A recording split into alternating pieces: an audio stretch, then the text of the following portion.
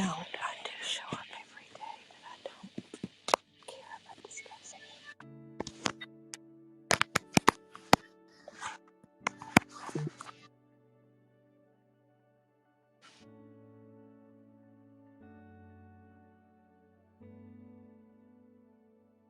But I don't.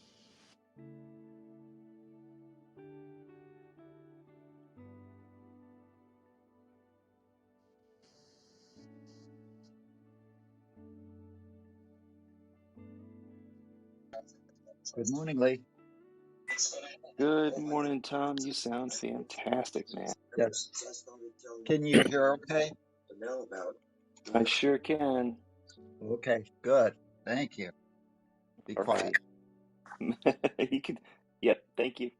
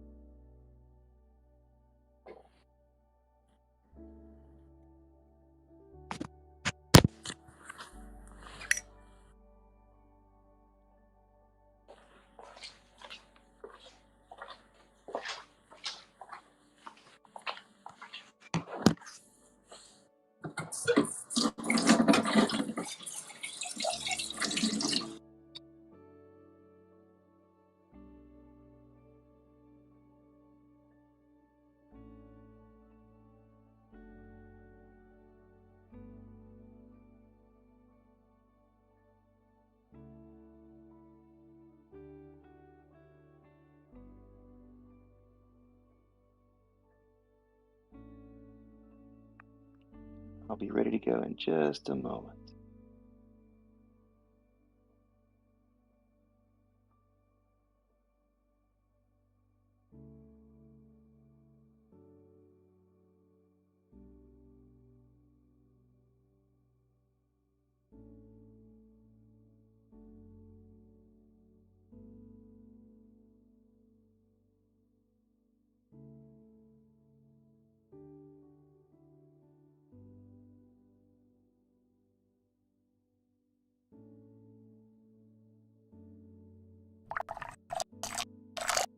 All right. Good morning.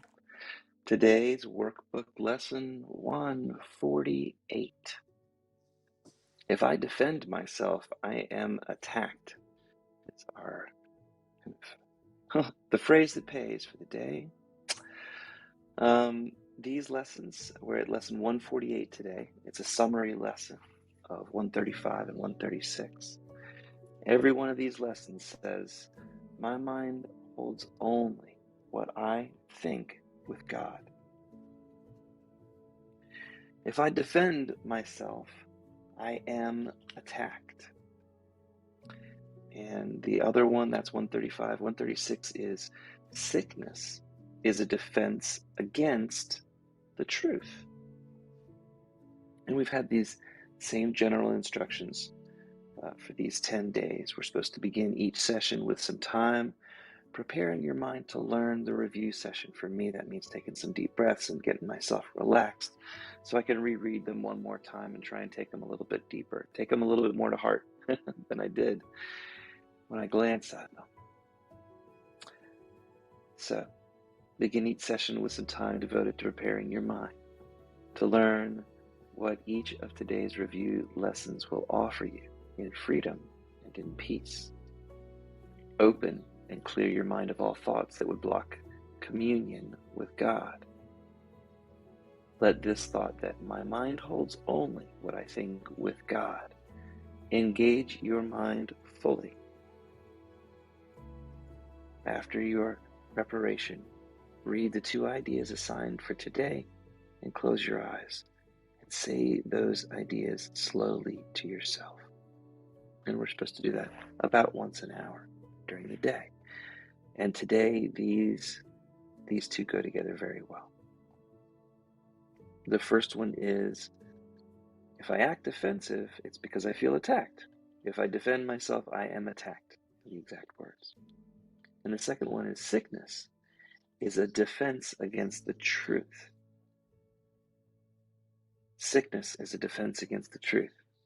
And the spirit of that one is that if we get sick, we're not focused on the part of us that is a part of God, the part of us that is eternal, the part of us that is the real us, because that part can never be sick. And that part can heal the part of us that can get sick. So we might as well focus on the truth, which is we're a part of God. And that part of God is perfect, whole, and complete, which incidentally gets rid of sickness because sickness is an illusion. All right. Tom, did you tell me to read one or the other of these? And I already forget. I think I did. It said 136. 136. All right. That'd be great. Thank you. Sure thing. Sickness is a defense against the truth. Let's see if I can.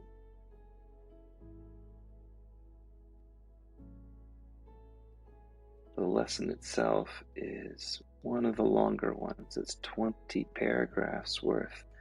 So let me read the notes. The notes are only a couple of pages, and that'll help us get into our position where we can talk about this and find out how it applies to our lives today, I think in the quickest way. All right, so the title of the lesson again, 136, is Sickness is a Defense Against the Truth.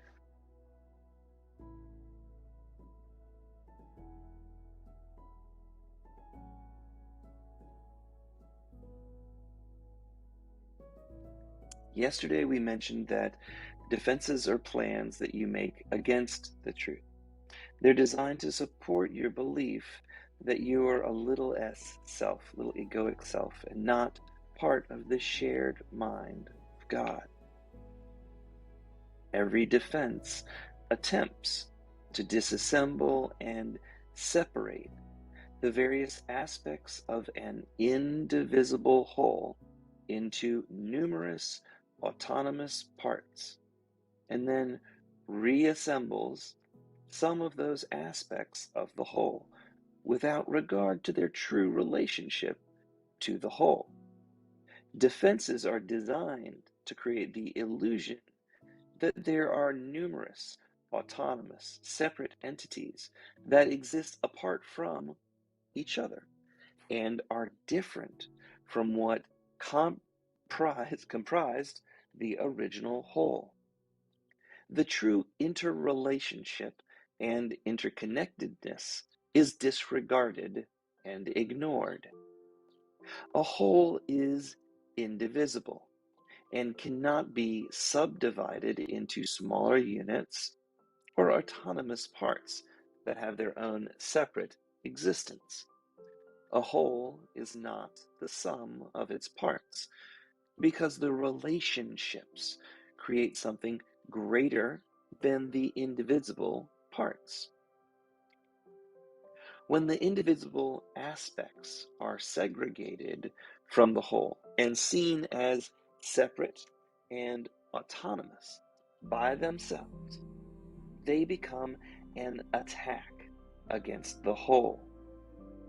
On a grand scale, we can see how this defense was utilized to attack the truth of the one self. God cannot be defined because God is unlimited. To define is to limit. Define, like a finer and finer line when you have a ruler. To define is to limit. Yet this is what we've attempted to do with that one self. We speak of God the Father being cause and Son being the effect. Yet Father and Son are two aspects of one indivisible force that we call God. Each aspect is needed to complete the other. A cause without its effect is not a cause. An effect needs its cause, because without it, the effect wouldn't have been an effect. It would cease to exist. Both cause and effect are dependent upon the other for their existence and form one indivisible whole. Without their true interrelationship and interconnectedness, there would be no whole or separate parts. There would be nothing. Different aspects of the one whole cannot have their own separate existences. The true relationship is that there is only the one. When we perceive any aspect to be autonomous from the whole, we have attacked the oneness of the shared mind of God. Unless we're willing to drop our defenses, which fragment the whole, we will never see our mind as part of the whole again. Sickness is the ego's proof that you are the body, and the body is you. You suffer pain because you believe your body does. And in this suffering, you associate your mind as belonging to your body. Your mind becomes synonymous with the brain. When you believe your mind is just another body part, your mind must also accept the limitations that come with the physical body. The ego utilizes sickness. Whenever the truth of being your higher self, your big S, capital S, self, threatens to overcome, I'll read it again, too many bigs. The ego utilizes sickness whenever the truth of your higher self threatens to overcome the ego's belief in your littleness. A sick body is used to prove that the mind is part of and under the control of the body. I got to pause for a second there. This part right here, I can't remember if I highlighted it when we were going through it because I changed books in here somewhere. But this sick body used to prove the mind really was an eye-opener to me. It's amazing how crappy you feel when you're sick and how that crappiness colors your perspective. And we talk about this perspective being the small self. When we think about our own perspective, think about that as being the ego's perspective, what you see through your eyes, what you understand as you move through life and you look at stuff. And I look at the speakers on my desk and they have meaning to me. It's the meaning that I associate with stuff when I'm looking at a thing, not just seeing something. So when I look at my body and it feels sick and all of a sudden the world is a terrible place, that's kind of what we're talking about here. A sick body clouds your mind and makes it really easy for your ego, the part of your mind that has these thoughts that are kind of bombarding you, to bombard you with the reminder that look at how little and pitiful you are. Look at, if God's in control, he wouldn't let people get sick. You know, it uses 1,000 excuses. Sorry about the derailment there. Coming back to the reading now.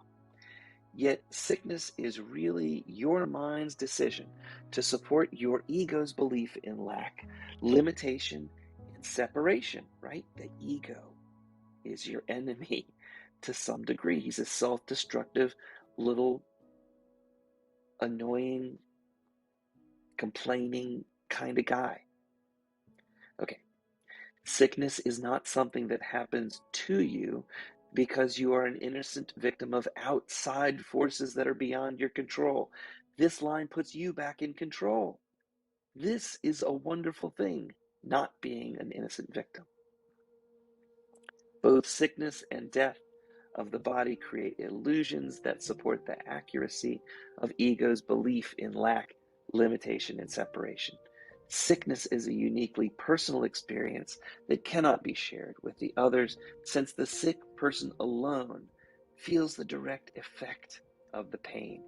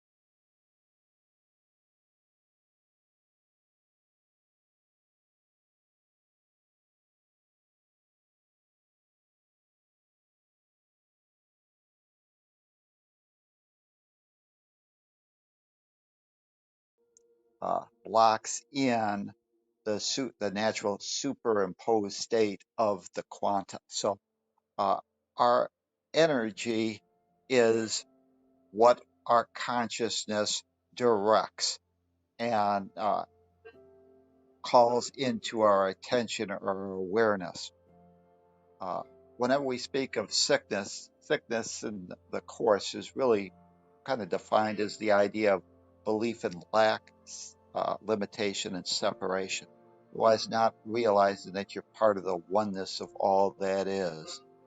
So, what we're going to do today is maybe a little bit different, but we're going to, as consciousness, practice some moving energy.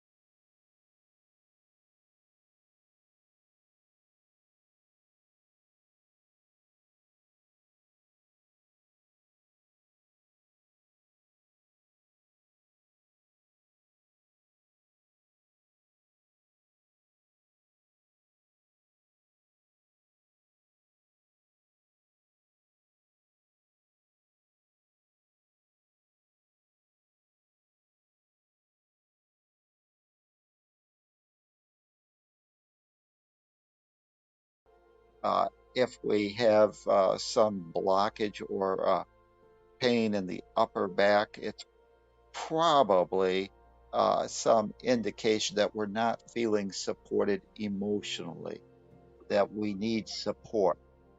If we find that the pain is maybe in the middle of the back, it probably is associated with some type of guilt. The lower back, we're probably feeling burned out, or we've got some uh, worries about money.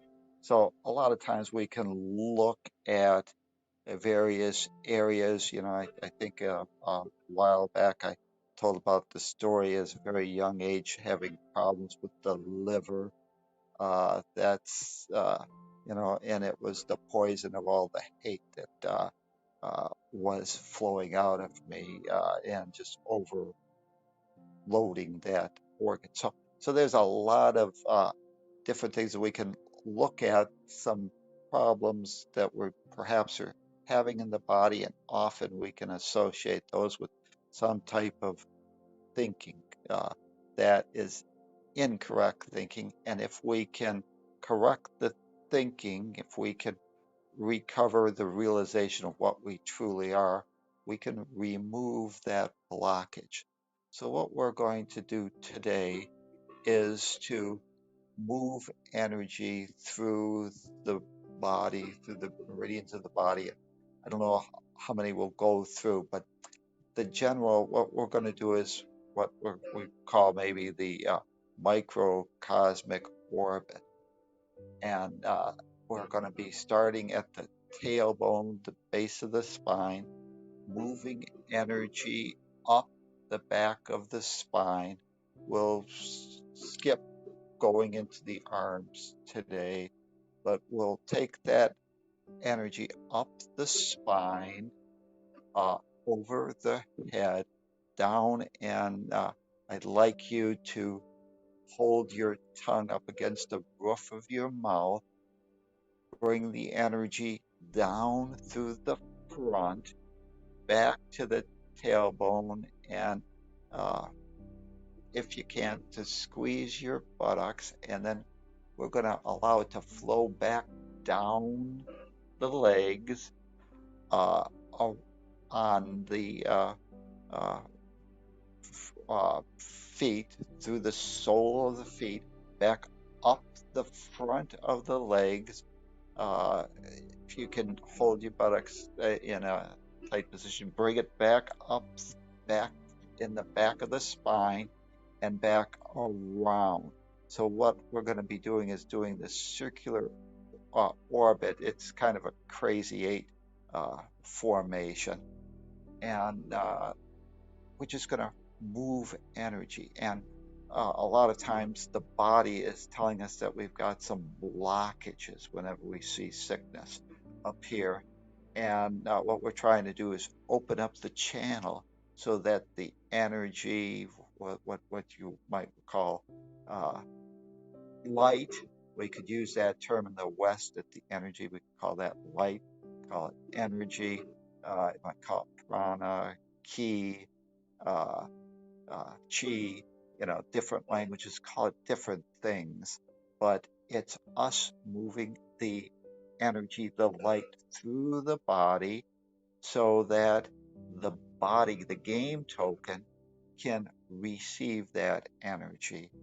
And so that's what we're going to be doing today. So what I'd like you to do is to get into a comfortable position. And whatever that is, it could be sitting down, feet flat on the floor, could do it in a lotus position, half lotus, could lie on your back, but you just want to be able to stay awake so that you can, as consciousness, direct this flow through the game token that you call the body so that we can replenish and re-energize and feed that instrument that is a neutral communication device that holds a place on time and space so that we can interact with uh, what appears to be separate autonomous beings, and that we can have the experience of being uh, love in form in an area where we appear to be separate and autonomous, which is, of course, not our true state. So, as you get comfortable, just sink into your area and relax the body and just become aware of the breath.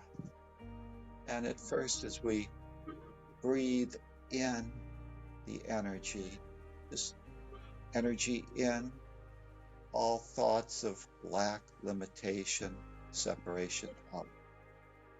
Energy in, all thoughts of lack, limitation up. Energy in, all fear, guilt, blame, shame out. Energy in, all thoughts of blame, shame, guilt out. Breathe in the love of God, that energy, and breathe out any negativity, any belief that you could be not perfect, whole, and complete. The love of God in, and start feeling that essence. And wherever that essence might be, and today let's put it at our lower base and bring our attention on the lower base of the spine.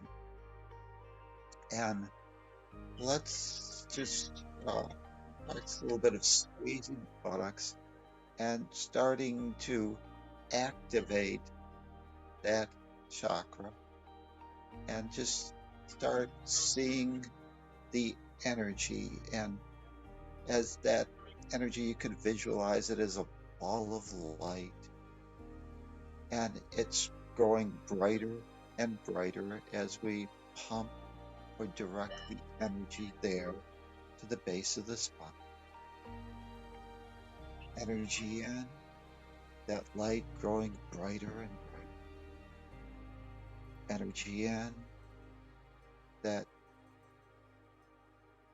ball becoming brighter and becoming activated. And as it starts moving up the spine, move it in a counterclockwise position. up the spine in a serpentine pattern, moving back and forth up the spine slowly as it moves through any blockages up the spine by the kidney area, the heart, as you move up to the seventh vertex, the up the spine, up the crown of the head, and up over. And with your tongue against the roof, bring it down the throat, up the front of the body, the heart, the stomach, the navel.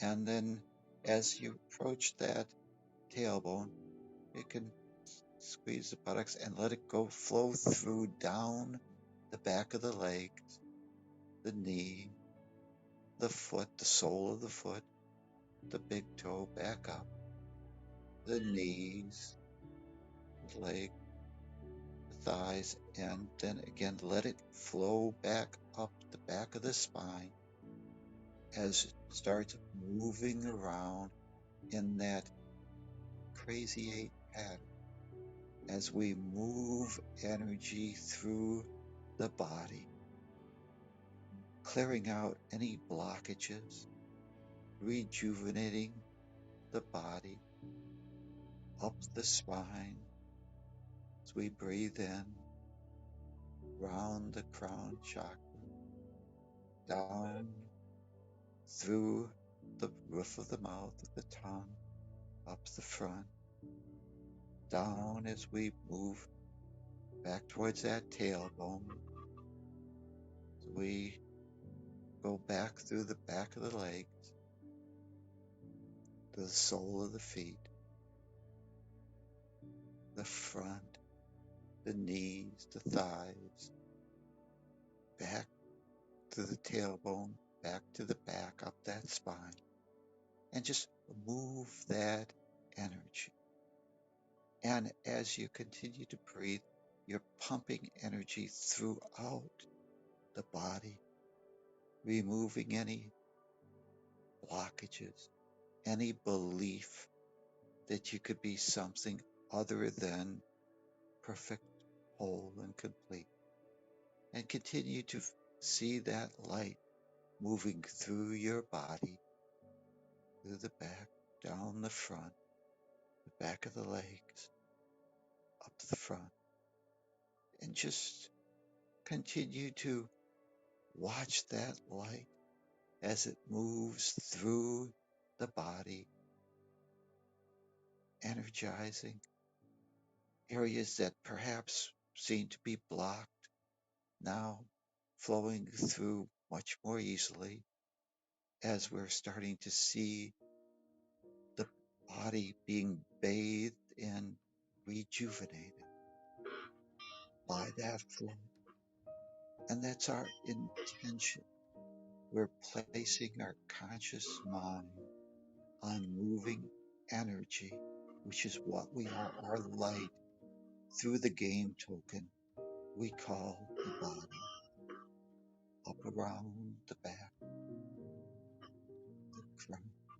And just follow that motion as you continue to pump energy. For as consciousness, we get to place our attention or awareness and activate various areas of the body, of our world, as we send our light throughout this moment, the body, but we can move it throughout the world, wherever we wish to, for we are energy connected to the oneness of all that is, that light shining bright. And as we move that energy through the game token we call the body, we realize that that is our energy, part of that oneness.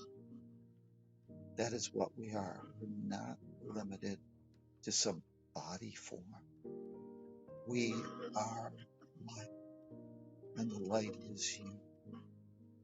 And the light surrounds us. We breathe in the energy and we can move it and direct. And it's that energy, that light, that love, that is what we are. And today we're appreciating that game token that is designed to serve us well as an instrument for us to demonstrate, learn about ourselves, about any thinking of belief and lack, limitation, separation, that we could be separate from our source, this energy, this unconditional love, and continue to move that energy around the body. And you could feel perhaps the body vibrating as it is kind of being recharged like a battery energy. And you can feel that light as you extend it throughout the body. The body is recharged. And as we continue to pump energy through, what I'd like to do is to, wherever that energy is, let's move it back down to that tailbone area. And we can see how bright it is. It's so bright that, the body can't contain it. So what we're going to do is going to start pumping that light up. And as we've recharged the body, why don't we send that light out into our world through the body? So start squeezing the buttocks and start moving that energy up the spine in a counterclockwise way. And as it moves up kidney area, up to the back, the seventh vertex, we move up to the crown, just rather than hold the tongue to the roof of the mouth, as it reaches that third eye, the point between the two eyebrows, a little bit above, just start beaming that energy out into your world and start lighting up your room as you just continue that breath, bringing that energy through and lighting up your room, your world with that light, and realize that that is what you are. You are light, energy.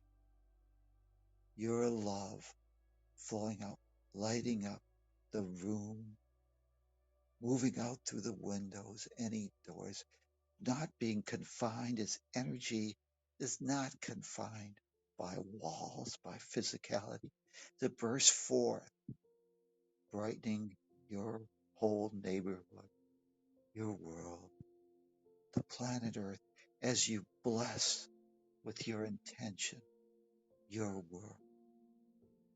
You continue to pump the energy, the unlimited energy, out and about as you light your world.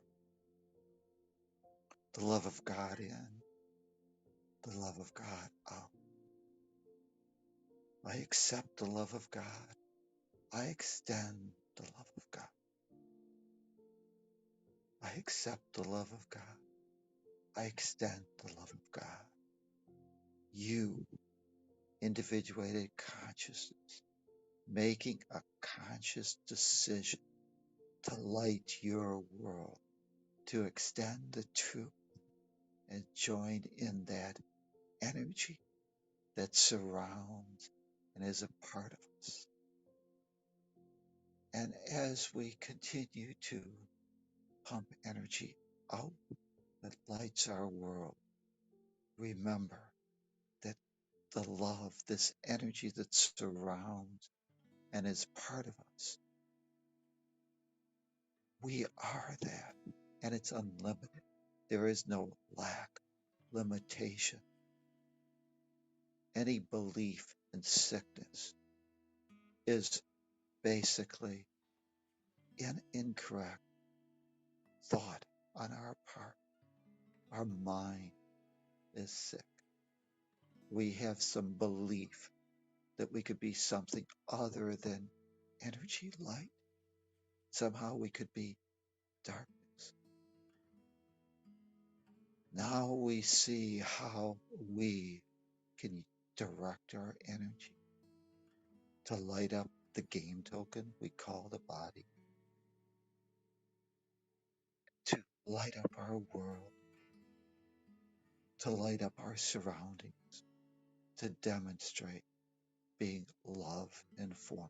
For when we shine out our love, our light, it illuminates all things, all brothers, sisters, animals, all ideas that might believe that there was some type of lack, that they were disconnected, that they were not deserving of love. And our light shines and warms them and helps reawaken them, ourselves, to what we really are. Go out and extend the love that we are. And with that knowing, let's again just become aware of the body, the game token, as we start bringing our awareness back to the body. And as we continue to circulate that energy, as it comes up, as opposed to bring your tongue back up to the roof of the mouth and let it continue to flow back down the front of the body, back the back of the legs, and up the front. And let's do a few, maybe 3 of those microcosmic orbits as we move energy through the body. And as we do that, what we're going to do after the third one is reconnect to the earth. And as we bring that energy down the soles of the feet, rather than bring it up, what we want to do is just let it flow into the earth as we reground ourselves in this dimension of time, space, this world of physicality. So bring the energy up around the crown, down the front of the body, through the back of the leg, and down. Let it ground into the earth. We continue to pump that energy, breathing in energy and regrounding ourselves, the body. And as you now have reconnected back to the physical instrument that we call the body, let's become aware that your body seems revitalized, re-energized, that you seem to be able to flood the entire body with that energy, that love that is you, and realize that you, as individuated consciousness, have the ability to place your attention or intention on a given aspect that may perhaps just you want to join with or want to share some of that energy, some of that love. You have that ability. For you are individuated consciousness, and consciousness is the ability to control and move that life force. That is what you are. And when you feel comfortable, and you know that the body is recharged and will serve you well throughout this day so that you can learn the lessons you've come here. When you feel connected, you're ready. Just take a deep breath and open your eyes, knowing that you, the God in you, blesses your world that is also the God that is the one self, perfect, whole, and complete. So with that thought, just when you feel grounded, just take a deep breath and open your eyes. Be the love in form that you truly are. Namaste.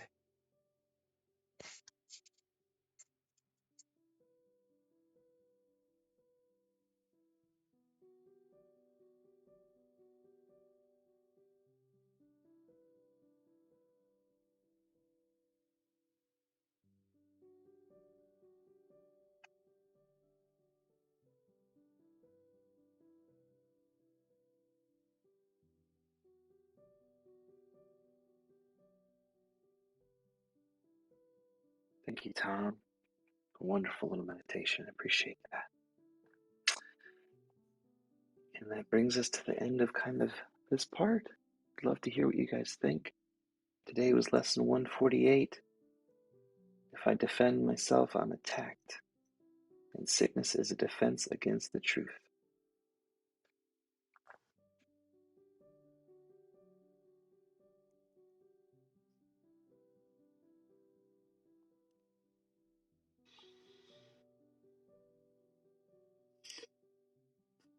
Kind of felt like taking a shower. Just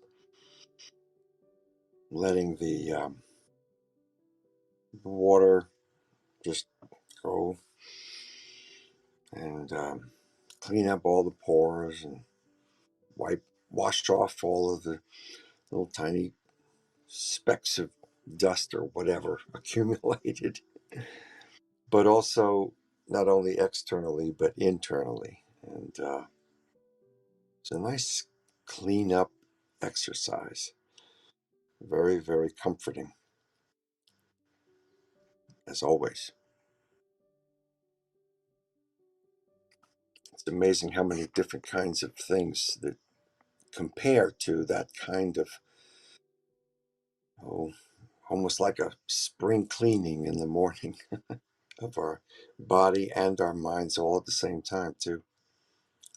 It's just great to have those few moments when nothing else matters and we just focus on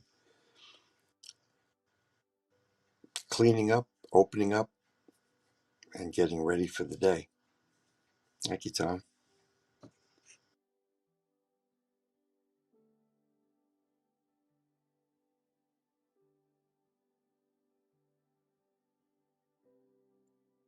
Well, one of the things that, the Course says, uh, this idea of sickness, this is all coming from the idea of lack, limitation, separation, the idea that we're sinners. And whenever we have those beliefs, uh, they often tend to manifest within the game token we call the body. Always happens at the spiritual level, the mental, and then if it persists, ultimately it'll manifest in the body. Doesn't necessarily mean that, just because I've been born with a sick body that I, there's always exceptions to the rule. But on generality, we can look and we can see if there is some dis-ease, otherwise unease in the body. It's often we can reverse engineer and look at the body and try and uncover the uh, thinking that is causing it, because there's some mental dis ease that comes from our spiritual dis-ease of seeing ourselves as not what we truly are, which is part of the oneness of all that is. And we've now judged. So we can reverse engineer and start realizing that perhaps if I'm uh, having a physical manifestation someplace, that's the game token. We could even say the Holy Spirit trying to help us become aware that there's some blockage, some case of sickness in our beliefs about what we are that need to be corrected. And of course, the uh, Western medicines tend to try to focus on the body uh, and really uh, that's something that needs to maybe be addressed. We're not saying we shouldn't take, if my appendix burst, that we shouldn't seek medical assistance, but just be aware that there's often some mental healing.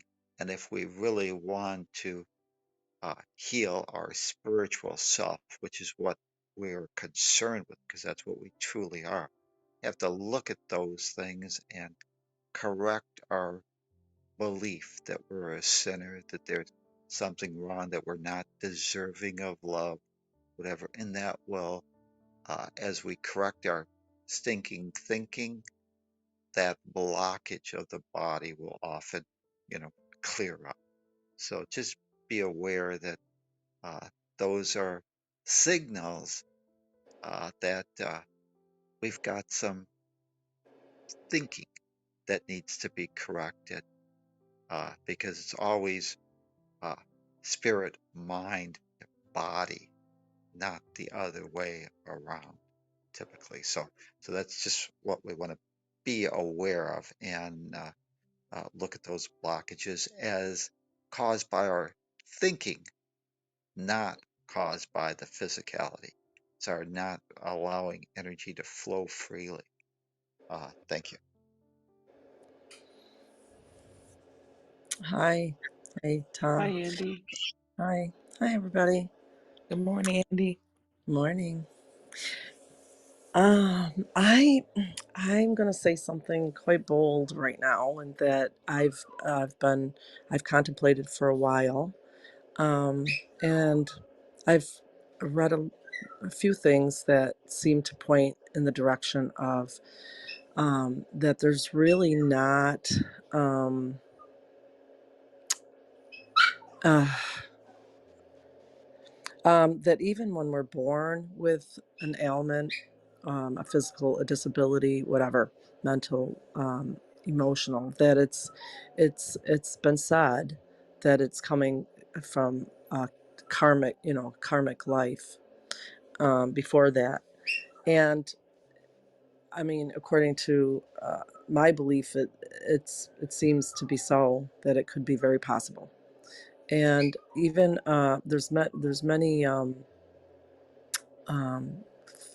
I don't know, philosophies, I suppose, that even discuss having like accidents and because being prone to them because of some energies that we're holding. So if we believe, uh, I mean, if I believe in energy being, as everything almost, or maybe everything, but a little more than just energy, where but anyhow, if I believe that, then I can't see how that idea would be wrong to say that there probably are not any exceptions to the rule, that really these things that do happen are on an energetic, before we were even here, that we're not even responsible for a lot of, for the way that we think. We're just trying to fix that now, I think, to put that in its right position. So I just wanted to say that because I've been contemplating that, because of course we wonder, why is one person born a certain way and not another? And there doesn't seem to be an answer besides this.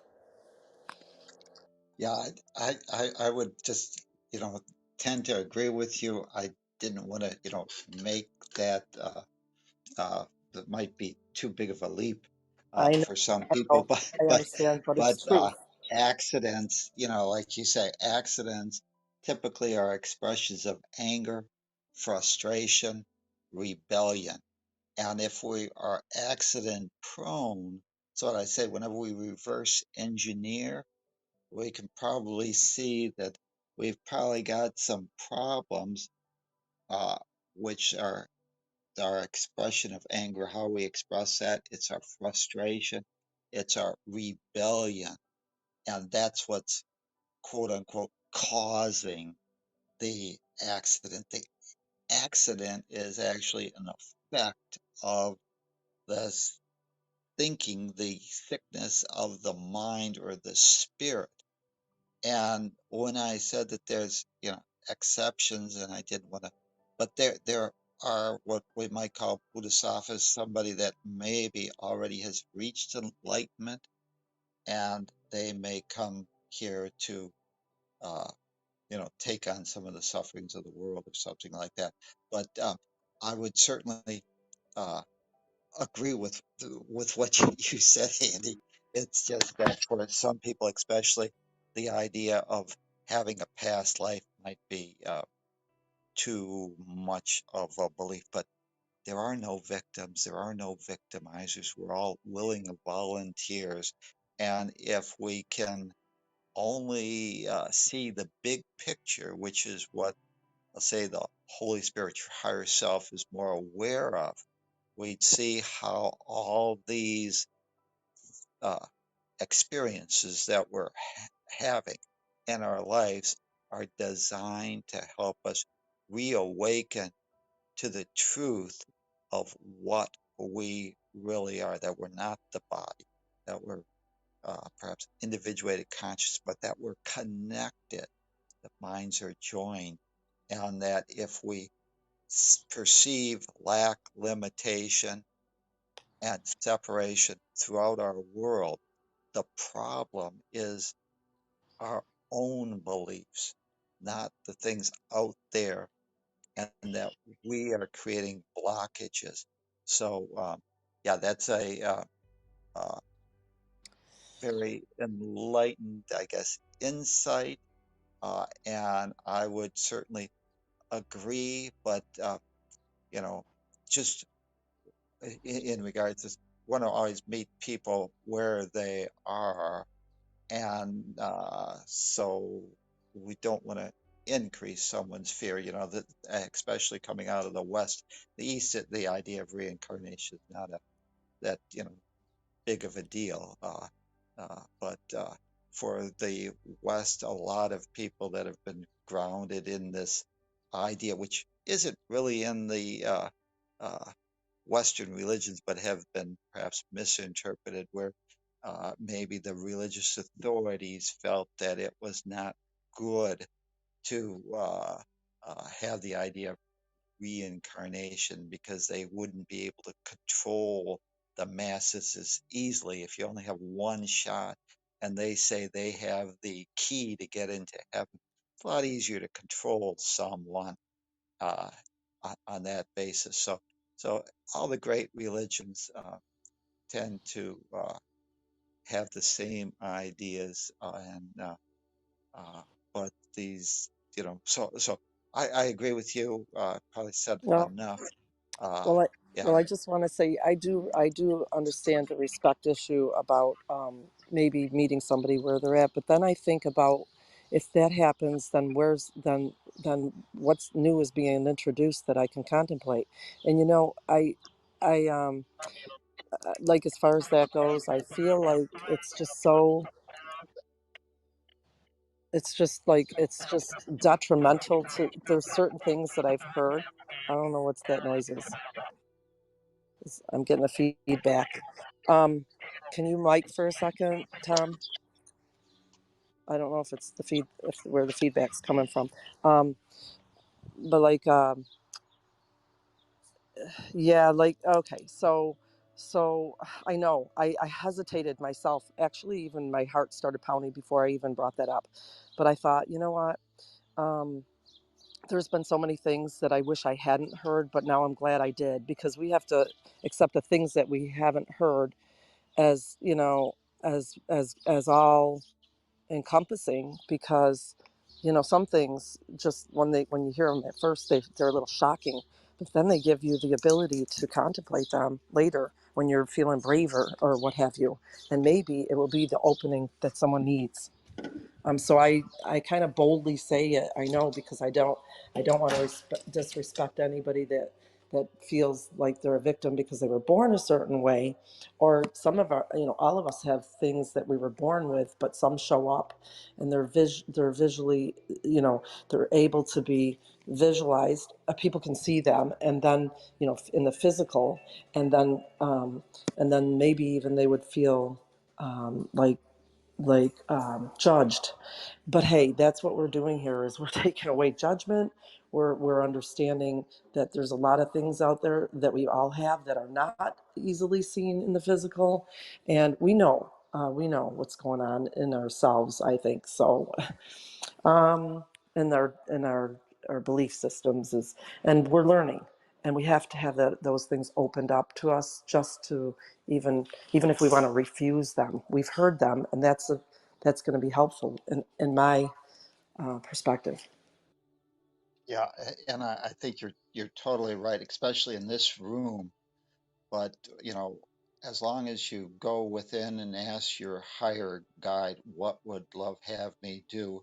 And love's going to have you try and meet the situation where you can help people minimize their fear. For example, like if someone was being raced into the emergency room and they're perceiving that they are the body and the body is them, uh, it may generate more fear with uh, within that person to go and say, well, you're not the body, you're, spiritual essence. So you could lose the body. That's no problem. But to them, and that's why we always ask the Holy Spirit, what would love have us do? And the Holy Spirit is always going to tell us or advise us, first, minimize your own fear. Okay, and once you have your fear under control, and assuming that you do, then, if you've put that oxygen mask on yourself, you've got your fear in control.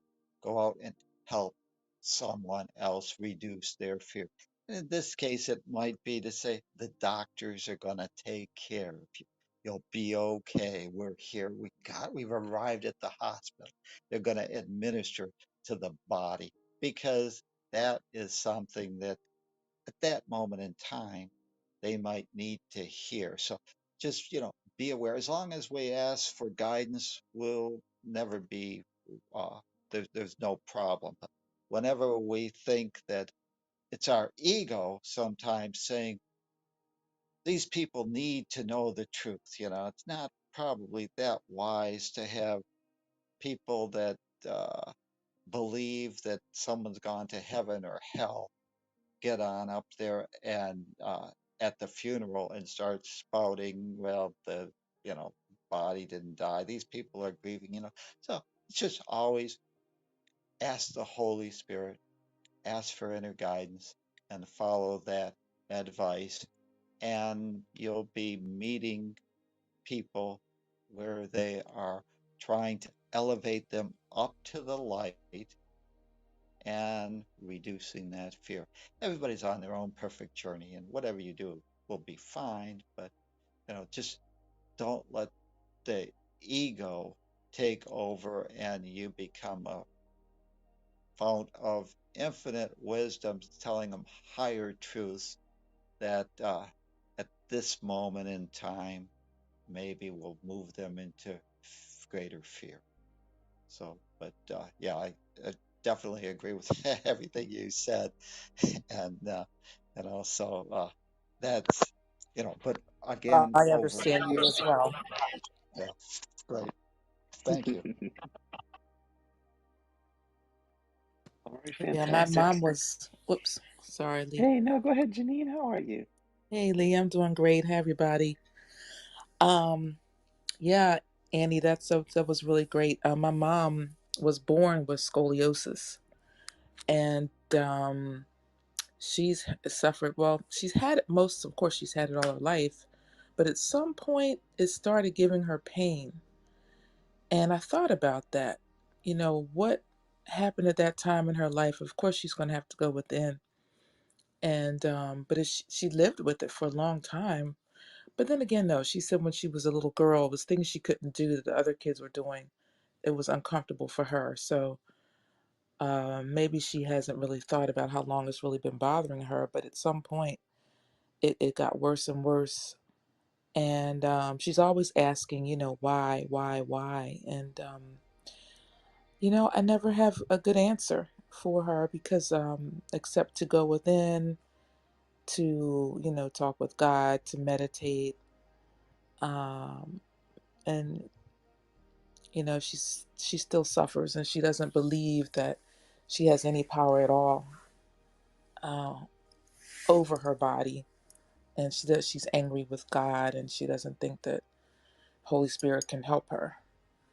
So I mean, she is where she is, and you're right about being gentle, Tom. You have to go where people are, and I've said things to her involving different things I've studied and everything, but she still doesn't hear it anyway. So yeah.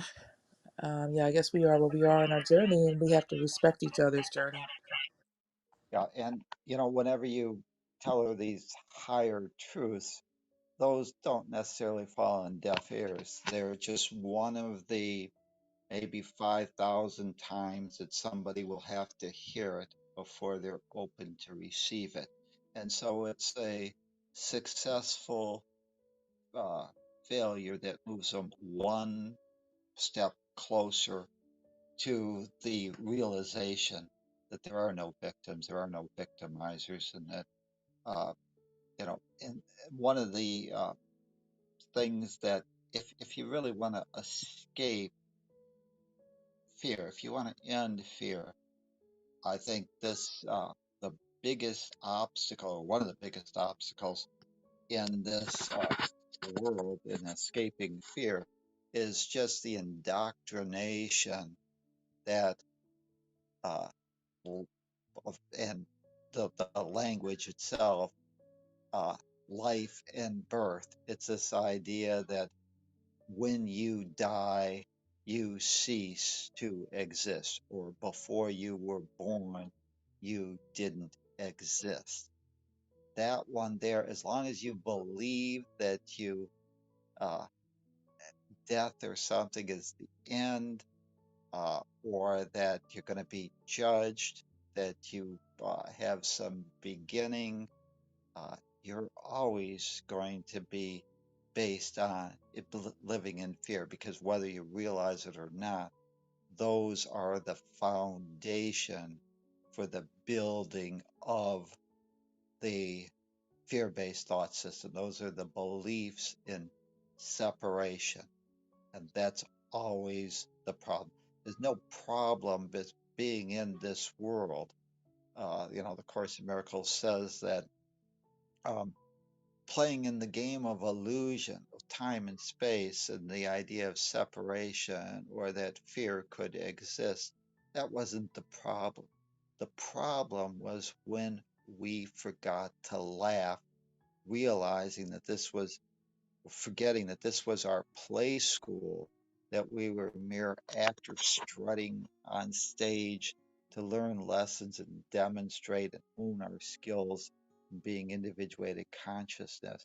Forgetting to laugh, we made those beliefs or that stage our reality. And that's the ultimate correction that we need, and we cannot escape fear within those limiting beliefs that generated the fear in the first place. That's why want to go, and the Course in Miracles is trying to tell us that our basic beliefs, what we've been indoctrinated to, that's all wrong. And rather than try and find a solution where it can't be found within the assumptions that created the fear-based thought system, you need to correct those misperceptions of what you are. And when you do that, now you open yourself up to the truth, and the truth will set you free. So it's our thinking, it's our belief that we're limited, that we're separate, or in a more basic idea that we have to earn something because we're going to cease to exist, or we're going to burn in heaven or hell, because of our action. Those are things that we have to move beyond and realize that God is a God of unconditional love, because uh, those are the core of our sicknesses. Thank you again.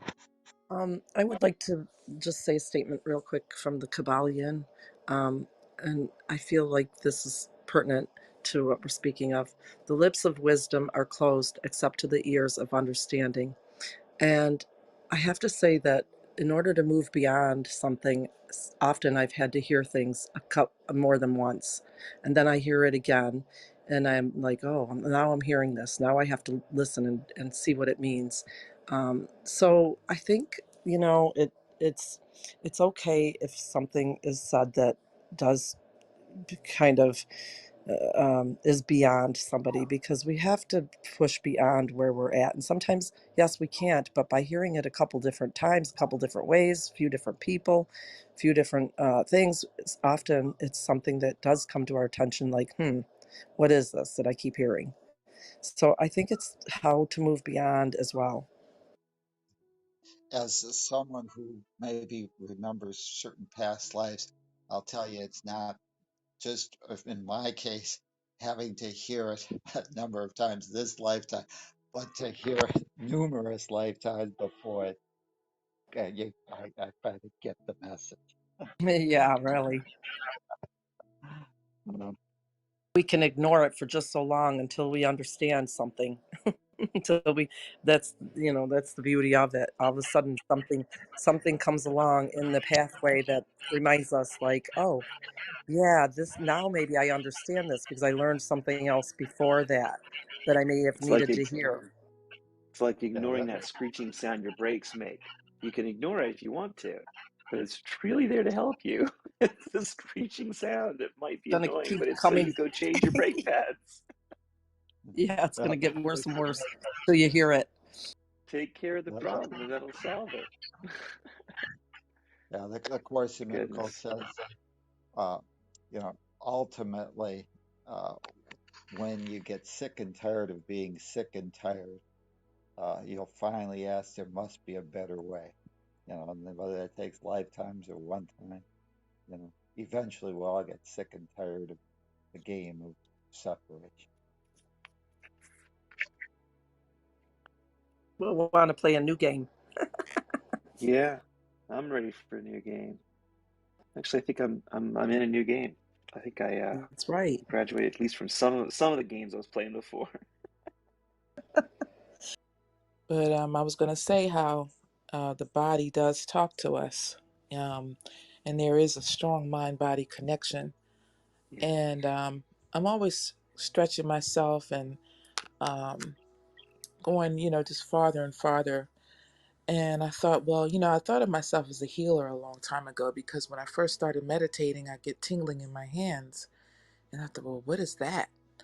And so I started to think, well, maybe I can heal myself.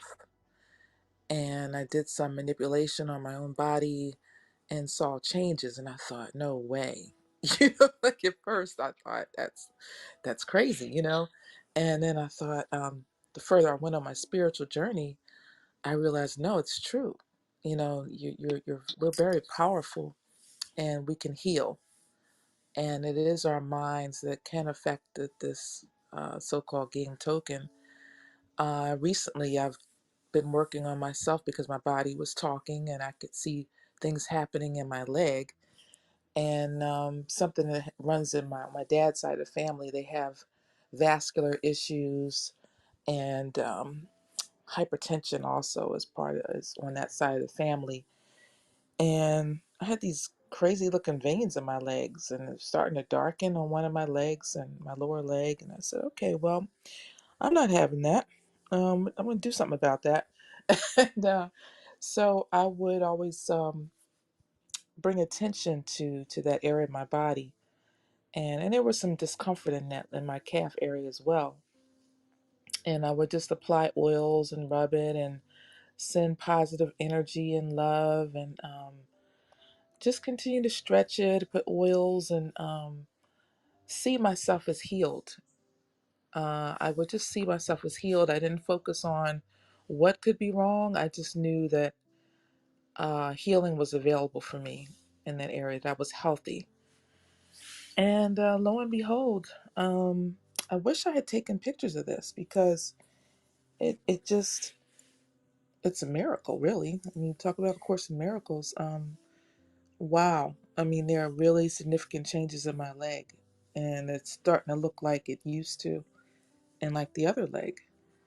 And also took in some black seed oil and things like that. Make sure I drank lots of water, and we can do it. I know it's within our power to heal ourselves, and maybe some things are a little harder than others, but I believe it. And I think I talked to you guys about this contractor I met who's a chimney sweep. I mean, who would have thought? I didn't expect to have such a profound experience with a chimney sweep. And we just started talking, and he was quoting scripture and talking about how he has healed people, and how we can heal each other. So I don't want to get into the story because it's a long story, but yeah, it's pretty amazing. And I Yeah, love what Rainbow said in the group chat. I don't know if everybody had oh, that had a was chance to awesome. read it. But if you want to quote it, please go ahead, Rainbow, because I don't want to steal your fire. But I love that statement Go ahead. about wellness and illness. And to quote Rainbow, you said pretty early on, the I in illness. If you put parentheses around the I, it's I versus wellness, and you put parentheses around the we in wellness. So I think that's pretty cool. Um, I'm not as good as explaining stuff like Tom, but but it goes along with the lesson Great. that. What did you say there, Andy? You did great, I said. That's right. Oh, thanks, thanks. Oh, that's Rainbow. Okay, I wasn't looking at the screen. Um, yeah, go ahead, Rainbow. You talk about it. I got nothing to say though. Okay, I thought You that Well, was just great. said it You already said it perfectly. all. I was liking what, when we say that, when this chimney sweep was talking to you and talking to you about healing them ourselves and others. Now that's really powerful when we heal others, because even without them having intention, it's our intention that sets up what we say to them. Even when we're believing something for them, it's the power of suggestion. Even, and if it's coming from love, often these things come from love. We think that we're instilling some things into our children or into the people we love, into our friends, by saying our opinions or what our experience was. But to be honest, really, really honest, a lot of we know that our experiences are not the truth. Most of them are not. So when we speak to someone, if we can, and this is me. I'm talking about me.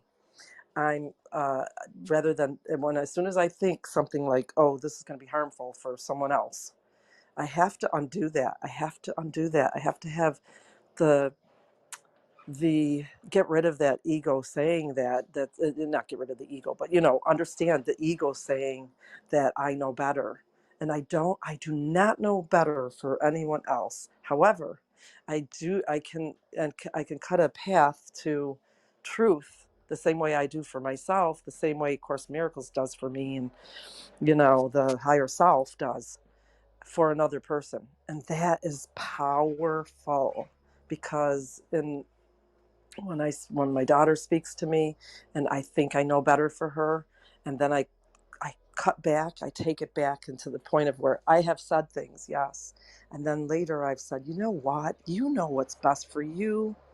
You are the one experiencing you. You you know you are here to undo things that aren't true, and understand things that are. You're doing great, and yeah, and I get out of that way and I say, I know she's on her best, path for herself, for her own understanding. And that alone, like, oh my gosh, just to hear her, it's not that she's going to turn around and say to me something that I thought I wanted to hear, that the ego wanted to hear. That doesn't even happen. But it releases so much pressure from me to try to help her, okay? And that is the truest way of helping her, is getting out of her way, just like it is mine. The truest way to help myself is to get out of my way, to stop interfering, to stop the negative words that are happening. So we absolutely can heal others through that, same way we heal ourselves, same way the truth is the truth, the higher self. So I think that's great. Andy, you just said something great, and I'm going to ask you permission to be able to quote it. Uh, it's just the way you put the words together. Not that I need permission from you. I'm sure that you would say so, but you said, and I love these words. You are, when talking to your daughter, you are the one who is experiencing you. That is an amazing statement to make, because no matter how smart we may think we are, we still don't know what they're experiencing. We think we know, and maybe even they try to tell us, but we don't know what's behind that, why they're experiencing it that way instead of another way. But it's also true that I am the one who is experiencing me. That means I have to be responsible for what I do, and it will make a difference in how I experience the world, how I experience people. It's really interesting to me that we have a text here in this book, and it's 931 pages long. That's what it takes to explain all of the facets of these lessons, to teach us all about miracles. Now, you can learn all about miracles, doesn't mean you can do anything yet. Then there's a workbook. The workbook is only 635 pages. It's not 931. It doesn't take as much once you understand the principles of miracles, and it has nothing to do with this religion or that religion. And then if you take the next last part of the Course in Miracles, and it's one big course, the last part is only 89 pages, and that's for teachers.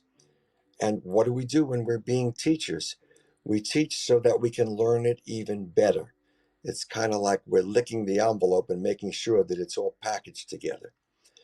And while we're going through this, which usually takes a couple of years the first time to get it all working, then it starts to make sense. And we go through it again, and it's like, oh my God, when did they put that in the text? And we have those kinds of experiences. But this is just life, that's all. And this book came along to help us live life a little bit better, and to find different ways of saying things that make it better when we get along with other people. And it's not just about only knowing, quote, the truth, because knowing it, you can sit in a lotus position for the next 30, 50 years, whatever, and you're just sitting there knowing the truth. It's in our world, at least in my world, it's what we do with what we have just learned. How do we apply? Can we help ourselves, first of all? Can we help other people, second of all? And then, can we help all of us? Third of all. And all of these things, we learn some of the most basic things. What are the most basic things? Well, that we have a mind, and the mind is actually in charge of what's going on. And if we do some of the things Tom tells us, we move that energy through, and then we're able to do more, and it comes out as light. But what are we striving for when all is said and done? Hi, Adriana and Vera. Hi, Adriana. We see you now. When we put all that together, then we have a new way of life, and we can use it to the degree that we can understand it. And what Janine was bringing up before was, you have to be careful sometimes. If you throw too much truth at somebody, they're not ready for it. You can see it in their face almost. You can see it in their expressions. And if we try to overwhelm with, quote, the truth, you got to know the truth now. Or like, what's his name in that movie? You can't handle the truth. There's a lot of people that can't handle the truth. And we can handle more of the truth when we lose the fear. And isn't that what most of this is about? Because we keep coming back to that. So to summarize, what I'm trying to say here is, and I think I've done an okay job without using too much time up, this whole book tells us a new way to look at life. We don't have to worry about this religion or that religion, because we have the basis of all religions, and that is a relationship with a higher power that enables us to be miracle workers, to get ourselves out of the way so we can help other people with some miracles.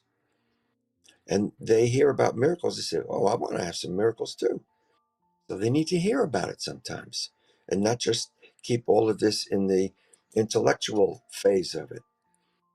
The intellectual phase is the first part.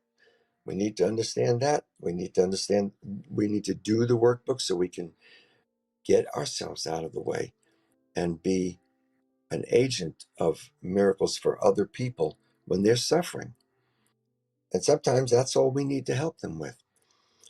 And then we become the teachers so that we really understand this stuff, and we can do it on a bigger level.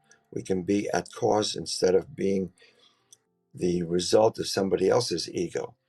And we can spot that ego almost instantly, because we've done it enough times. When we thought we spotted it, we didn't. But then we spot it again and said, oh, that's what the ego is. Okay, good. I got that lesson down. And then bingo, next lesson. Here's something else the ego does. And those are the things that get in the way of our happiness and our love and what we're trying to experience. It all comes together. That's what's so cool. It's not a new religion. In fact, I said yesterday, and I made this decision and I'm sticking with it, I don't call myself a Christian anymore. Somebody may object to that. So what? Let them object. Let them whirl. Point being, it's not the clothing I'm wearing, it's who I am and what I am and what I choose to be. And what I choose to do is to help other people enjoy life at least as much as I am. And what about money? What about stuff like that? Well, it applies to all of those things, every single thing, because you don't want to, as a salesman, you don't want to overwhelm someone and tell them too much in the beginning, or even after a salesman has made the sale. The biggest sin, if there is such a thing, of a salesman is after he's already made the sale, the person's already taken his wallet out to buy it, he keeps trying to sell his product. And all of a sudden he says something and the person says, well, now I'm not so sure. Puts his wallet back in his pocket. Guy lost the sale. He tried too hard to make a sale. So it's amazing when all of these things come together. We listen to different ways, different people mention it. Andy has a way of looking at it. Janine has a way of looking at it. Tom has a way of looking at it. Rosa has a way. Everybody has a way of looking at it. And we want to understand their way as we start to explain our way, if we think it can be helpful. So that's just some prattling, some things going on in my mind today. Great stuff. I love what we're hearing. Hello, Adriana. I hope you'll say hello to us. Tell us where you are.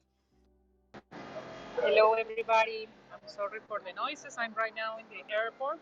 I'm going back to Lee right now. So yeah, yeah. Hi, Adriana. Yeah. Hi, how are you, everybody? Yeah. Well, it's really a moment of yeah, you know how it is leaving your daughter physically, but it's just really a fight with the ego inside because I'm not leaving her, and I just talked to her on video and I saw her and she's really okay.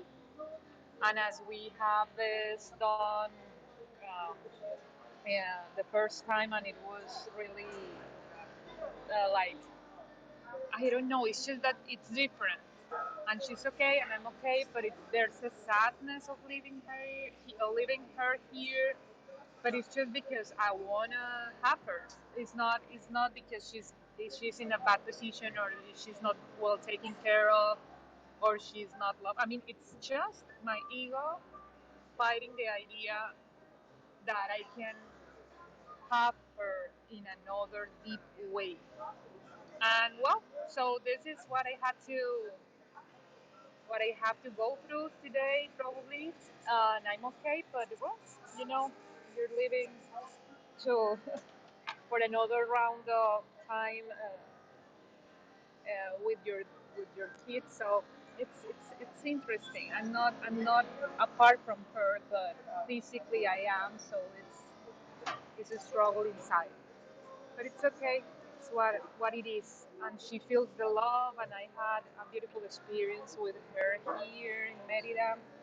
So I'm only expecting to see every single time the light of the love that we have for each other, and she is also learning from that. And I had a beautiful feedback from the therapist too. So it's all good. It's all good. I hope everybody is having a beautiful morning. I don't know how much I will be connected to the session today, but I'm really glad that I didn't miss today's reading and that I get to be here with you too, sharing my circumstances. So big hugs to everybody, and we'll talk tomorrow probably. I don't think I'm gonna interrupt the conversations today any longer. So beautiful day, everybody, and I'll see you later, honey. Bye bye. Safe travels. Safe travels. Well, thanks for joining us today. It's about 8:08. That's Bob time. You turn it upside down. And we get started here at about 6:30, reading through the lessons. We read lesson 148 today. My mind holds only what I think with God. If I defend myself, I'm attacked. Sickness is a defense against the truth. You know, when I've been in a lot of relationships in my life, and a lot of my relationships, after a while, they tend to accuse me of being defensive a lot. And I've never been successful in turning them around and helping them see that if I sound defensive, it might be because I feel like I'm being attacked. It seems like for whatever reason, the defensiveness is always wholly my fault on my side. I don't know if anybody else has any problems with defensiveness, but anyway, hopefully I've moved on from that. We'll see. Anybody else want to say anything before I wrap things up? Actually, I do have a question, Lee. I want to ask you. It's a technical question. There's I right now I have a black band across the bottom of my iPhone, and it is transcribing in words everything that's being said. It's it's like a news show on the TV where they print it out very Yep, quickly. it's the captions. You turned your captions on. It's the Oh, under the three little dots in the top that's my right hand question. side. Scroll Right all the way to the bottom, and there's a little what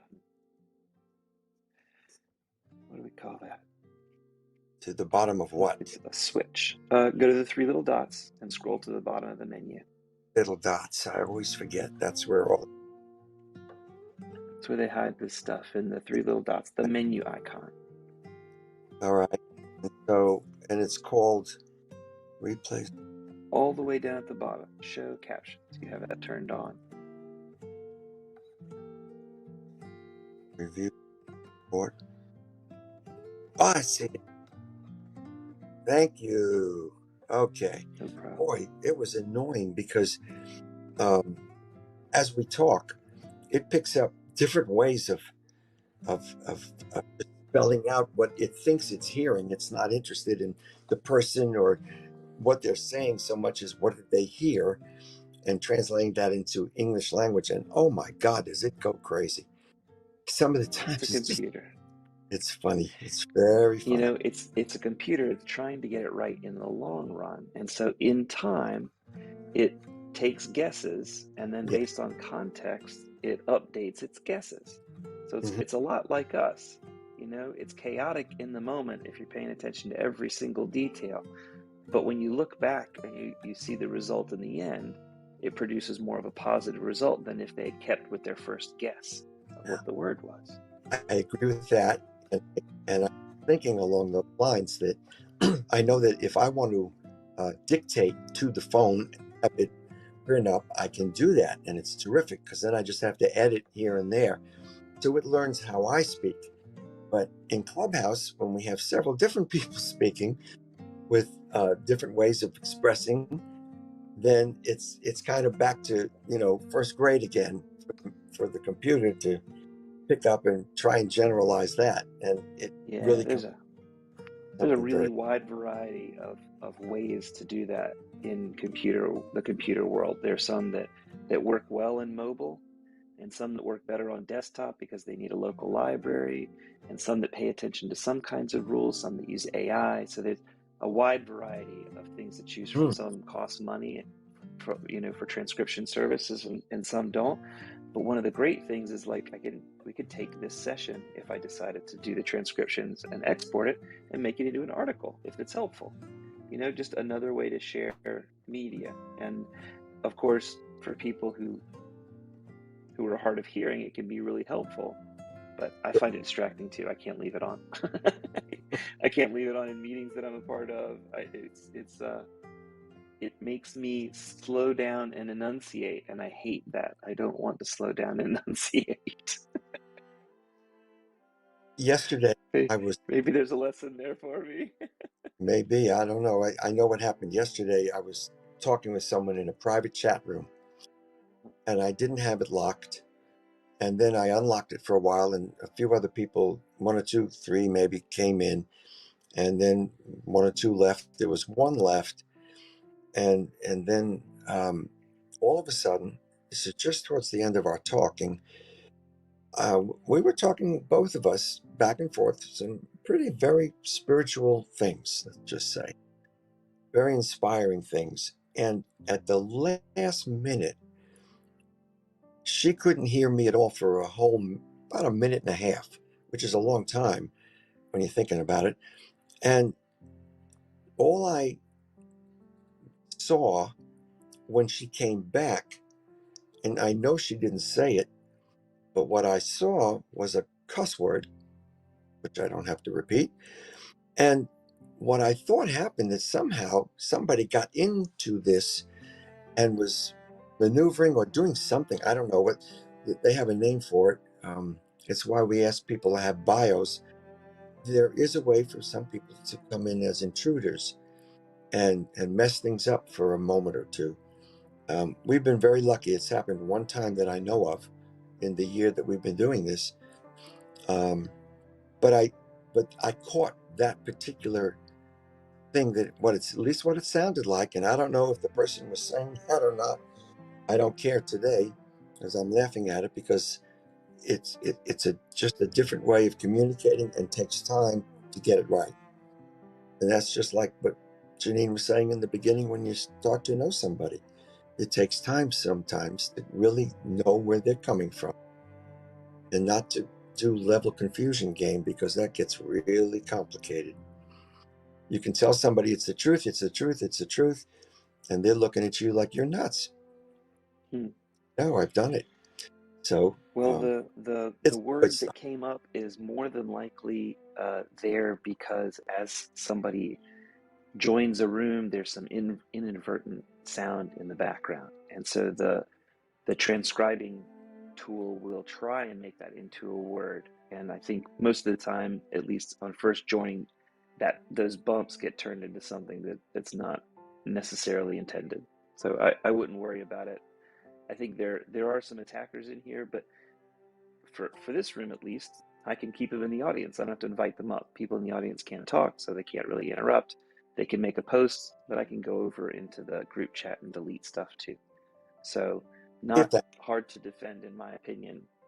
They set it up pretty easily to defend. that's great. Well, anybody want to talk about the lesson, or have we finished our day? We can have a wonderful Saturday. In my defenselessness, Let's have a wonderful Saturday. Hey, Michael, I can't hear you, buddy. Can you come closer to your mic? yeah, just saying, in my defenselessness, my safety lies. Yes, it's an important lesson too. Absolutely. Absolutely. If you feel like you're being attacked and you realize you're being defensive, or if you realize you're being defensive